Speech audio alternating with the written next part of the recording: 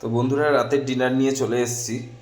দেখো, এখানে অর্পণের থালা গুছিয়ে দিয়েছি, গরম গরম ভাত দিয়ে দিয়েছি, আর ফ্রিজে একটু পোস্ত ছিল সেটাই দিয়ে দিয়েছি, একটা বেগুন ভাজা, ডিমের অমলেট, আর এটা হচ্ছে আলুর চোখা বা আলু মাখা পেঁয়াজ ভাজা দিয়ে। আমি ডিম খাবো না, তাই আমি ডিম নিইনি, আমি আলুর চোখা নিয়েছি, বেগুন ভাজা আর পোস্তটা।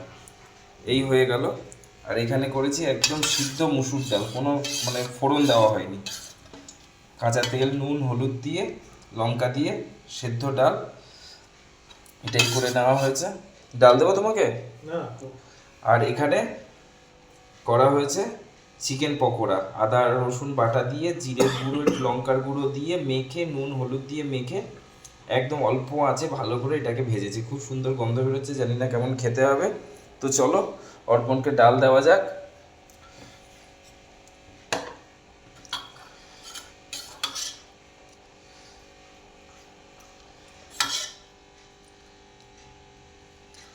চলো আমি একটু ডাল নিয়ে নিই। তো বন্ধুরা, চলো তোমরাও খেতে থাকো, না খেলে আমরাও খেয়ে নিই। তো দেখা হবে পরের একটা ভিডিওর সাথে। চলো টাটা, গুড নাইট।